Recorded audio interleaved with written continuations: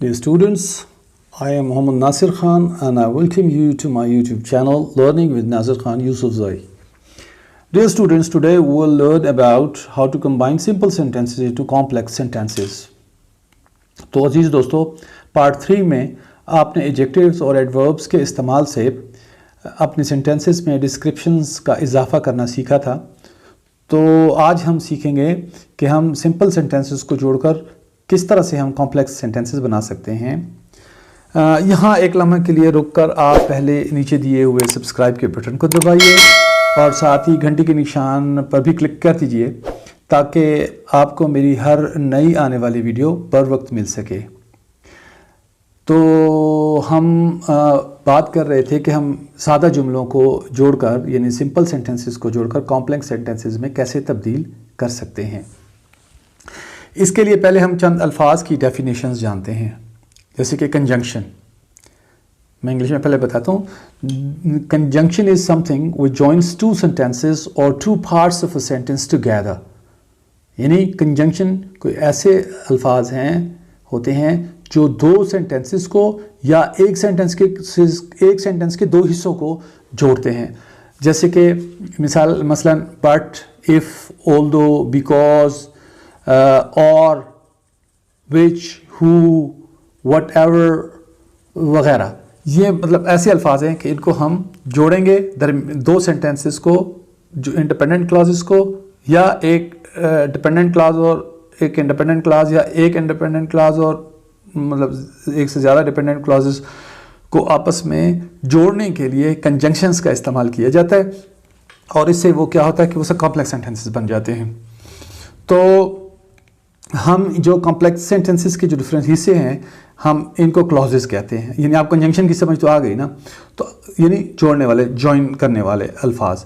तो अब हम यहाँ पे जो हैं दो हिस्से होते हैं जो कॉम्प्लेक्स सेंटेंसेस के, उनको हम क्लॉजेस कहते हैं। फ़िलहाल हम दो क्लॉजेस को ही डिस्कस करेंगे, यानी कि डिपेंडेंट क्लॉज और इंडिपेंडेंट क्लॉज। बल्कि इस जो पोर्शन है हमारी वीडियो, इसमें हम इंडिपेंडेंट क्लॉजेस को ही डिस्कस करेंगे, क्योंकि मैंने बताया था कि दो इंडिपेंडेंट क्लॉजेस को जोड़कर हम किस तरह से जो है कंजंक्शन की मदद से कॉम्प्लेक्स सेंटेंसेस बयान करते हैं। तो एक इंडिपेंडेंट क्लॉज एक ऐसा क्लॉज होता है जो कि एक पूरा और वाज़ेह तौर पर मफ़हूम बयान करे, और ये अकेला भी लिखा जा सकता है। यानी कि an independent clause expresses a complete idea and could stand by itself. यानी ये खुद अकेला हम इसको इस्तेमाल कर सकते हैं, लिख सकते हैं। और जबकि डिपेंडेंट क्लॉज जो है wouldn't make sense if it were by itself. Dependent clause ऐसा होता है कि जो खुद से अकेला नहीं लिखा जा सकता। इंडिपेंडेंट क्लॉज लिखा जा सकता है। तो हम देखते हैं कि हम जो एक डिपेंडेंट क्लॉज होता है उसको हम अकेले इस्तेमाल नहीं कर सकते, और इसका दारो मदार किस पे? इंडिपेंडेंट क्लास पे होता है। यानी इंडिपेंडेंट क्लास का होना ज़रूरी है उस डिपेंडेंट क्लास को मुकम्मल करने के लिए, उसके मफहूम को मुकम्मल करने के लिए। तो अच्छा, अगर आपको मतलब कुछ ज़्यादा ही पेचीदा लग रहा है ना, ये मतलब डिस्कशन शुरू हो गए डिपेंडेंट इंडिपेंडेंट क्लास, तो फिक्र करने की ज़रूरत नहीं है। अभी हम मज़ीद मिसालें भी मतलब अगली वीडियो जो है इस वीडियो में भी कुछ मज़ीद मिसालें भी मैं आपको देता हूँ आगे, और इससे जो अगली वीडियो होगी उसमें भी हम बहुत सारे डिटेल्स को, इस कॉम्प्लेक्स सेंटेंसेस के डिटेल को समझ सकेंगे। तो इसमें तो हम वाज़ेह तौर पे मैं बता चुका हूँ कि हम सिर्फ इंडिपेंडेंट क्लॉजेस पर मुश्तमिल जो है कॉम्प्लेक्स सेंटेंसेस को हम देखेंगे, उसको सीखेंगे। मिसाल के तौर पर मैं आपको यहाँ सेंटेंसेस की मिसालें भी दे देता हूँ। He runs around the park every morning so he is in pretty good shape. तो हमने देखा सो कंजंक्शन है, दो पार्ट्स हैं। He runs around the park every morning, हर सुबह पार्क में दौड़ लगाता है। He is in a pretty good shape, लिहाजा वो बड़ी अच्छी से, लिहाजा जो है ना ये कंजंक्शन है। तो ही is in a pretty good shape, देखो ये भी एक इंडिपेंडेंट क्लॉज है, यानी पूरी बात की हमें समझ आ रही है। और ही runs around the park every morning, इसकी भी हमें समझ आ रही है। तो ये दो इंडिपेंडेंट क्लॉजेज हैं, इनको हमने जोड़ा है सो कंजंक्शन के साथ, तो ये कॉम्प्लेक्स सेंटेंस बन गया। दो सिंपल सेंटेंसेस हैं, इन दोनों सिंपल सेंटेंसेस को हमने सो से जोड़ा तो एक कॉम्प्लेक्स सेंटेंस बन गया। मिसाल के तौर पर she likes strawberries but she hardly ever Yeats them. She likes strawberries एक हिस्सा हो गया इंडिपेंडेंट क्लॉज, बट के साथ हमने जोड़ा, बट कंजंक्शन है। But she hardly ever Yeats them, खाती नहीं है, बहुत कम खाती है।